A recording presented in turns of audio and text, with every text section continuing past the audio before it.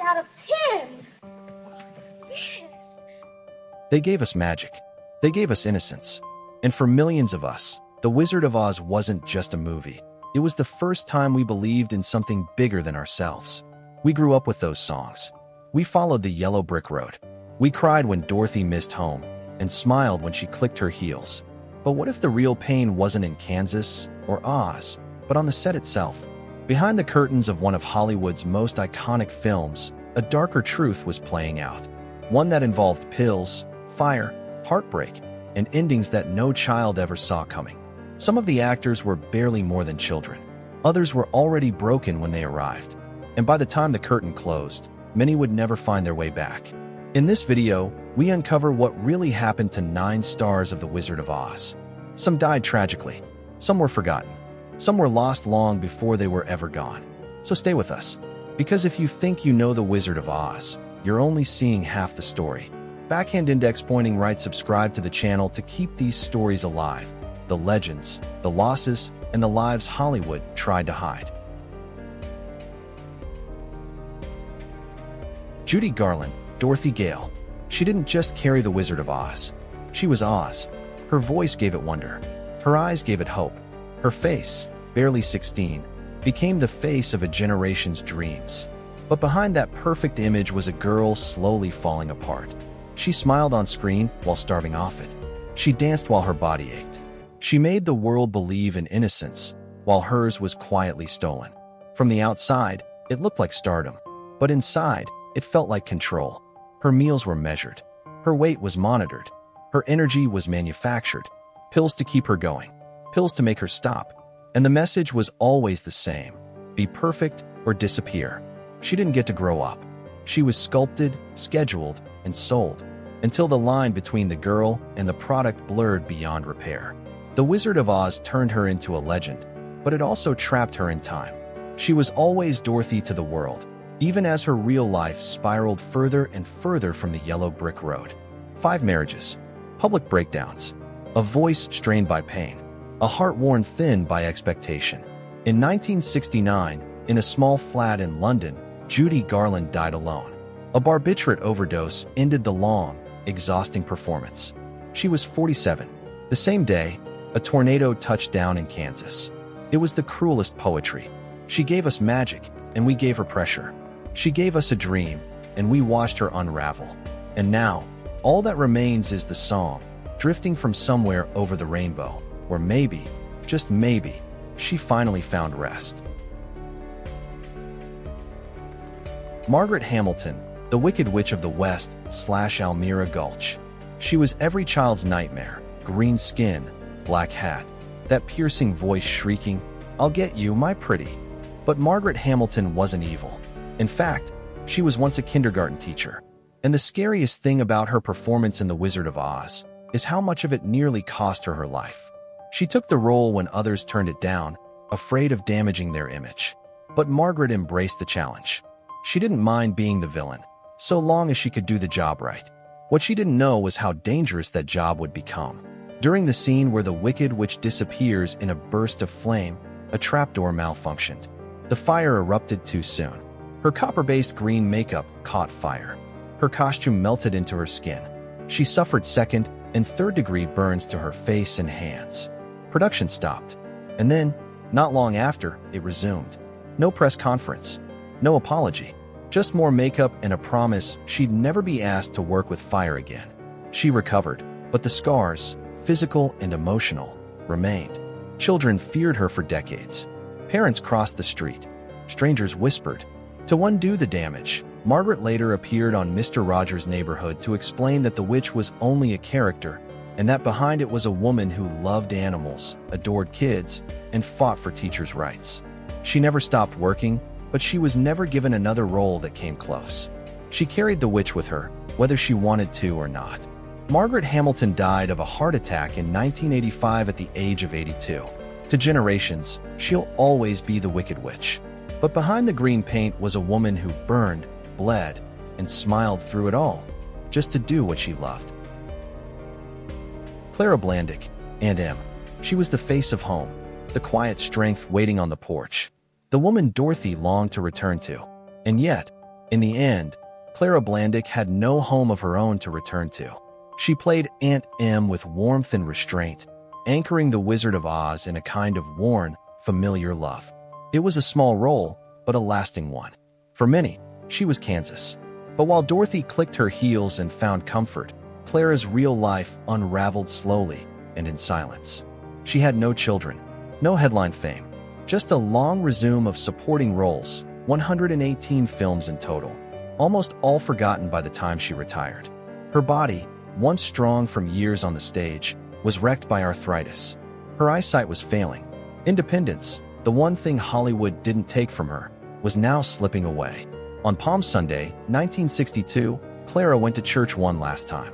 When she returned to her small Hollywood apartment, she tidied the room, placed her favorite photographs around her bed, dressed in a royal blue robe, and left a single note. "I am now about to make the great adventure." Then she took a lethal dose of sleeping pills, placed a plastic bag over her head, and faded into the stillness she'd prepared. She was 85. To the world, she was Aunt Em, the image of home. But in reality, Clara Blandic died alone, unseen, in a city built on the illusion of being remembered. And maybe, just maybe, that's what hurt the most. Jack Haley, the Tin Man/Hickory. He was the one who wanted a heart, but few knew how much of his own he poured into the role. Jack Haley was the Tin Man, shining and stoic, moving with careful grace, and singing with a gentle longing that made generations fall in love. But what audiences didn't see was the pain behind the polish, and how close he came to never wearing that silver at all. Haley wasn't the original Tin Man.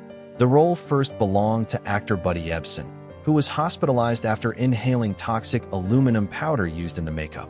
His lungs collapsed. His skin turned blue. The studio replaced him quietly, never warning Haley of what had happened.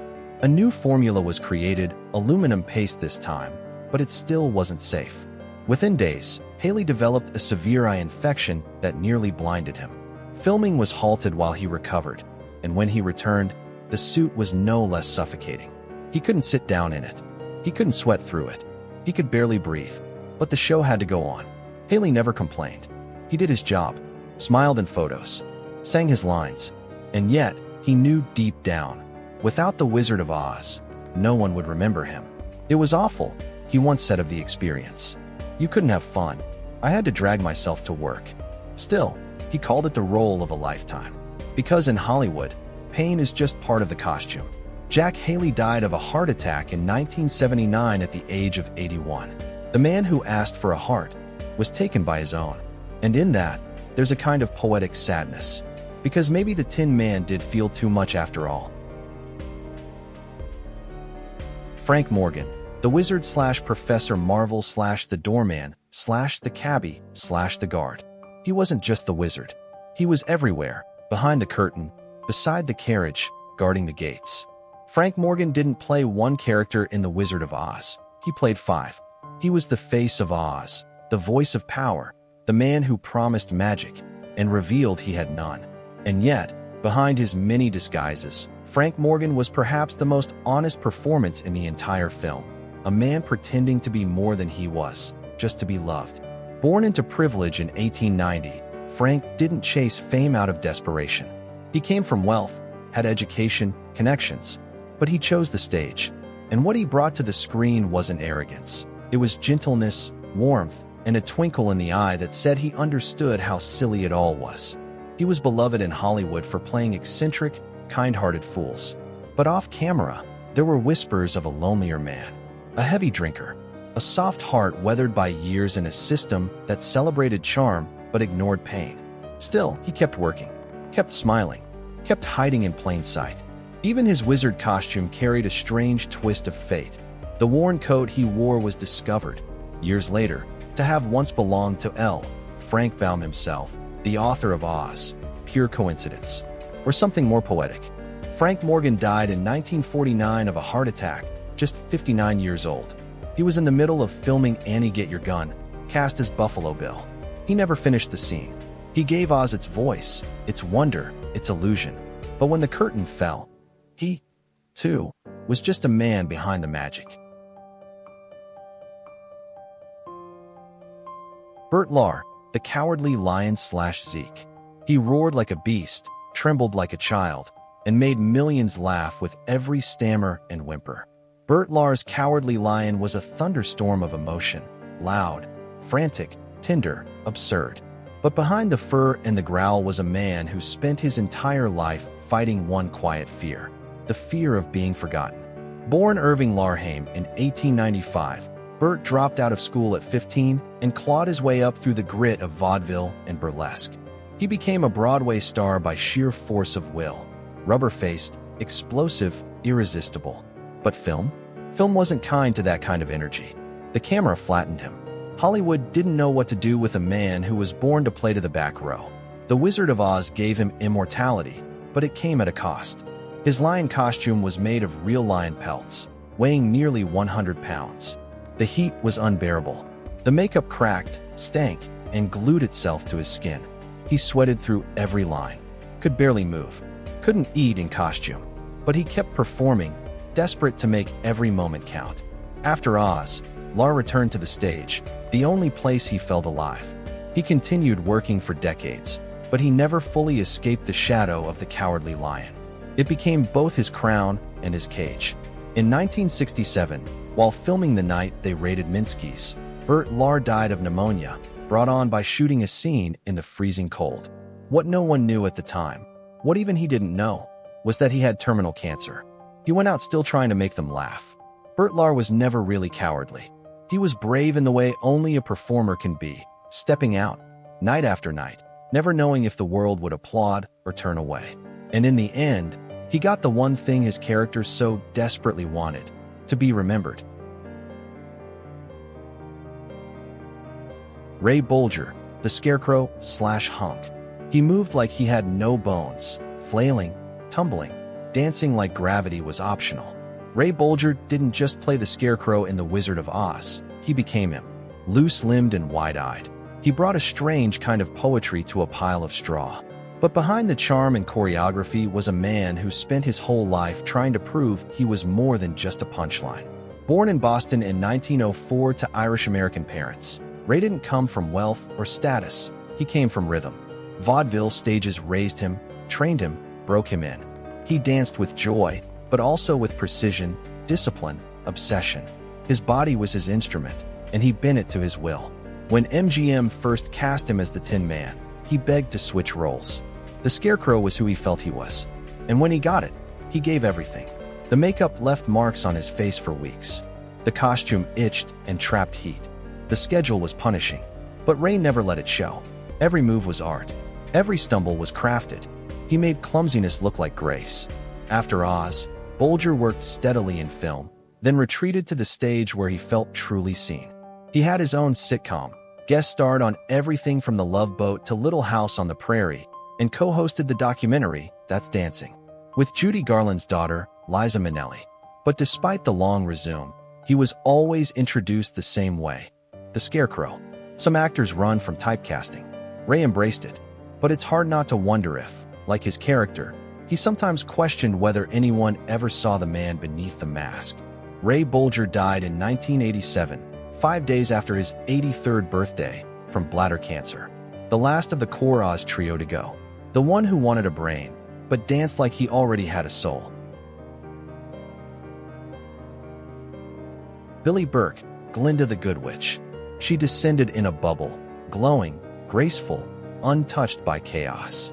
Glinda the Good Witch was pure light, a voice of comfort, a vision of elegance.